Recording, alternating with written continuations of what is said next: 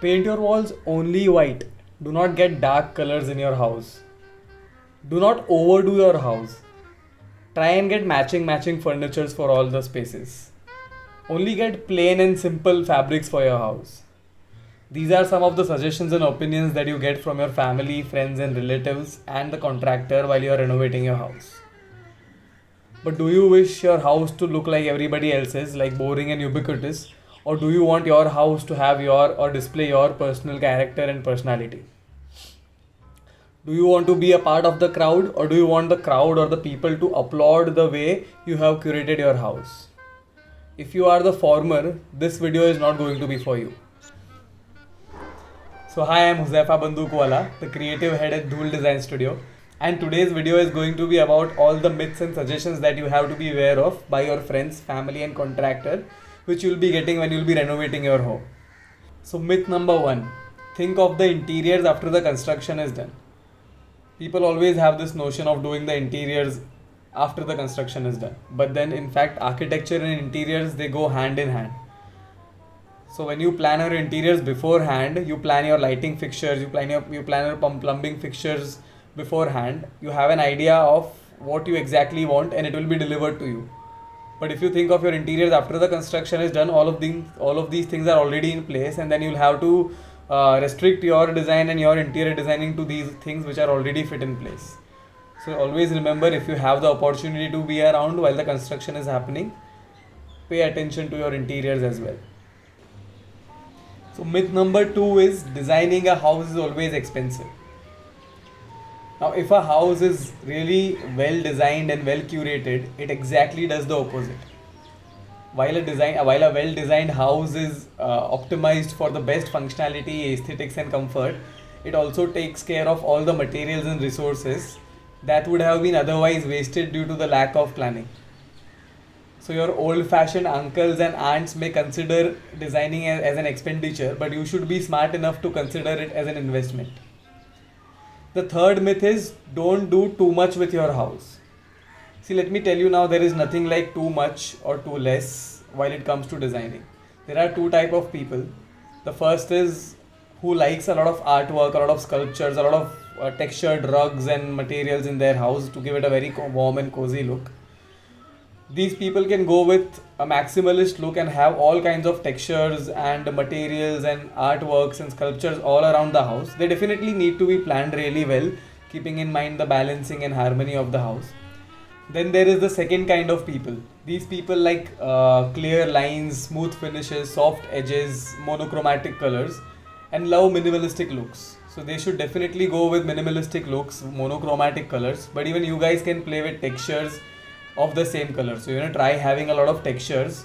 If you like white, then have a lot of textures in white. Like there could be a rug, white textured rug, or there could be a textured wall which is white.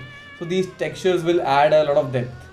So there is nothing like too much or too less while designing your home. Do what your heart says and bring in all the things, bring in your personal character into the house. That's when your home starts standing out from the rest. Myth number 4 is do not mix styles. Now personally, we love mixing styles. People always have a notion that pura ghar mein you keep the entire house harmonious, have everything matching, the wood should be matching, the flooring should be matching. That's not true. Different people in your house have different personalities, and their spaces could be designed aligning with their personality. So that will also give the house a very distinct characteristic, while every space and every room will talk about the person, the user. And at the same time you can harmonize things and stitch them all together with some common elements, but it's not necessary to have one single style going around the entire house. You can be very playful and you can have your personality being displayed in your own personal space. So go wild, go crazy. The fifth myth is you have to stick to the trend. Now what is a trend? Let us look at it like this. A trend is nothing but a chunk of people blindly following a design idea under somebody's influence. Because according to us, what a trend is, what is pushed by the market. Whatever yields maximum profits to the market becomes a trend because the market is having a good time selling those products to you.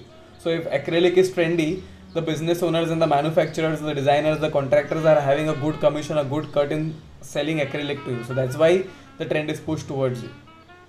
You can always define your own trend, be creative with whatever materials you have to bring in, and do not stick to just one trend that is happening in the entire market. So if you want your house to have your own personality, and if you want your house to stand out, bring in your own trend, try different things out, and then that will become a trend for you. That will set a trend for you. Myth number 6 is you have to discard all your old belongings and furniture before you go into a new house. Now, this can be true if your old belongings and furniture are degraded and are in a very bad condition. But if they are in a good condition, and if you think they can be upscaled and upgraded to look better, you can definitely move with them in your new house. That will cut down your costs, and it will also have some memories from the past home, some memories from your childhood in your existing house as well. Now, there is this prevalent fashion where people like to buy everything anew when they move into a new house.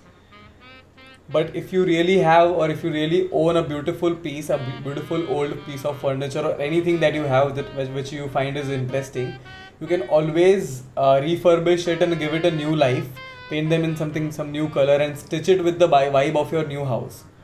Because these old pieces, sculptures, or pieces of art, they always add a character to your space, and they always have a story to tell, a story of their time. Like if you have a 50-year-old cabinet, that cabinet has so much historical value, and it will add a beautiful character to your space. So always try refurbishing your old belongings and furniture, and use whatever you find interesting. Myth number 7, and the most spread across all the people. It is paint your walls white and keep them plain. Now, this is a very shitty advice to give somebody. You could be loving white colors and monochromatic palettes, and that's good for you. But if somebody likes colors, you should definitely go with colors, because they afford a very fun element to your spaces. Colors also trigger a lot of emotions in you, a lot of emotions in you, and they help you thrive in that space. So would it be any fun if your spaces are all bland, boring, and blank, and it doesn't give you any stimulation, it doesn't stimulate you in any way, it doesn't give you any creative ideas? Would that be nice? So always make sure that you have a great deal of colors happening in your spaces, because they will make you feel certain emotions, and most of the time those emotions are nice. Now, myth number 8, you have to find a match of everything. You have to get everything in sets, like your side tables, or your dining table chairs, or your sofa loungers. You have to get everything, you have to get a set of everything. This can be true, but it's not the only thing that a person can do. You can definitely pair up your dining table chair with a different looking dining table chair, and it always creates a very interesting contrast between your furniture.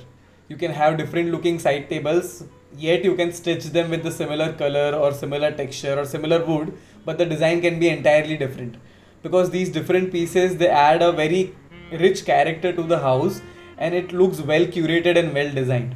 So if you want your furniture to look very boring, go for matching things and matching wooden veneers and everything. If you want your house to stand out and have a personality of its own, curate your house from different stores, get different looking furnitures, and have a best vibe happening in the house. So you got to remember these 8 pointers when you are doing your home, for your house to stand out and not blend in with the others. You'll definitely be getting a lot of unsolicited advices, and we have told you what kind of advices, so you have to refrain from these. Have an open heart, have a very open mind, be creative, and do whatever you like in your house. So subscribe to our channel if you like the content that we just shared, because we love bringing new ideas to the table every week, and we keep posting and sharing such content every week. So if you are renovating your house, or if you are a design enthusiast, hit the subscribe button and stay tuned for all the upcoming videos.